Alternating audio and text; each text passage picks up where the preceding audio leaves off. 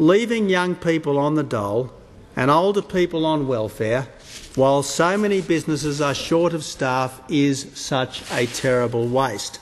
Now, I'm all in favour of training, but first things first, the best training is on the job.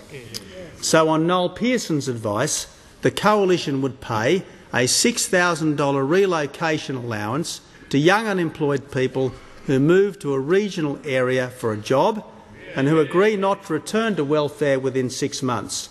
This would be a program, not a trial.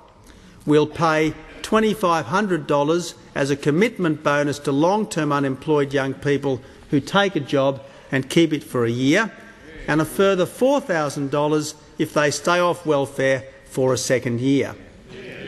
We'll try to shake the cult of youth in hiring by giving employers up to $3,250 for taking someone over 50 off welfare and back to work.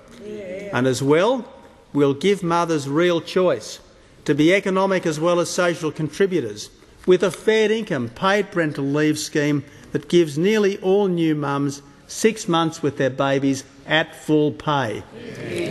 To improve their job skills and work culture, the Coalition will make work for the dole mandatory for long-term unemployed people under 50. By contrast, the government's tough love rhetoric is hard to take seriously because since 2007 it has cut work for the dole numbers by more than 60%.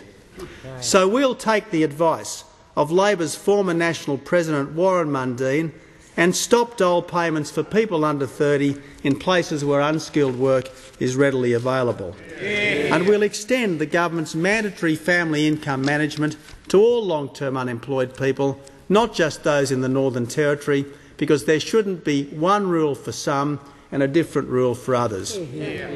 We'll couple more job search support for people with disabilities with a better designed welfare system that doesn't park middle-aged people on the disability pension when they could still be earning. Now, Mr Speaker, the Coalition has a proven record of careful management of public finances. Just 2 of 12 Howard government budgets were in deficit. By contrast, the last 9 Labor budgets between them have posted cumulative deficits of almost $230 billion, or almost $250 billion. And this government's badge of economic virtue, a wafer-thin surplus by 2012-13, won't be achieved by tough-minded economic reform or serious spending cuts, but by assumptions of very high economic growth on the back of the most favourable terms of trade in our history. If it's achieved, it's a surplus made in China, not Australia.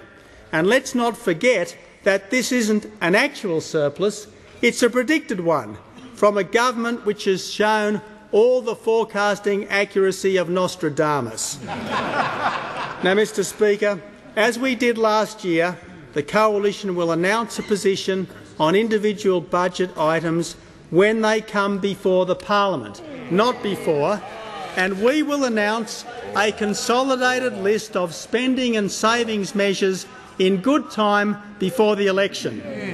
And when we did so last year, the Prime Minister said they were too tough, but so far she has adopted $13 billion of Coalition savings. Now, Mr Speaker, people can be confident that spending, debt and taxes will always be lower under a Coalition government because we have the record to prove it. People can also be confident that economic growth will be higher and more sustainable under the Coalition.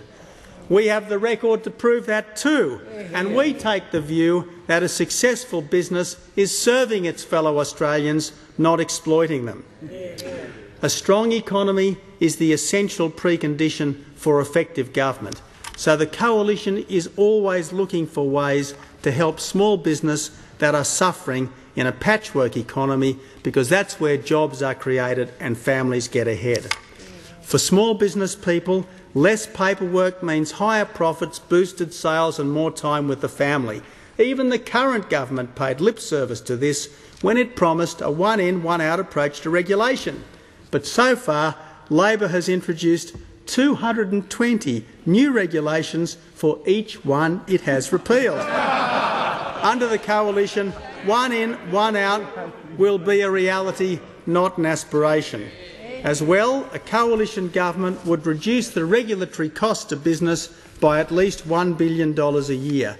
We'd require departments to calculate the cost to business of preparing and making available information, changing their processes and obtaining approvals. Departments and ministers would be accountable for meeting annual red tape reduction targets that the Productivity Commission would verify. Now, Mr Speaker, Labor can't help treating small business with suspicion as potential tax cheats and havens for non-union workers. But the Coalition thinks that small business is more likely to treat workers like family and is the engine of higher employment and greater prosperity. That's why helping small business is such an important productivity reform. And Mr Speaker, if the ghost of Ben Chifley now hovers over this side of the parliament, it's because the Coalition is much closer to workers' real interests than a Labor Party that sold its soul to Senator Bob Brown. Mr Speaker,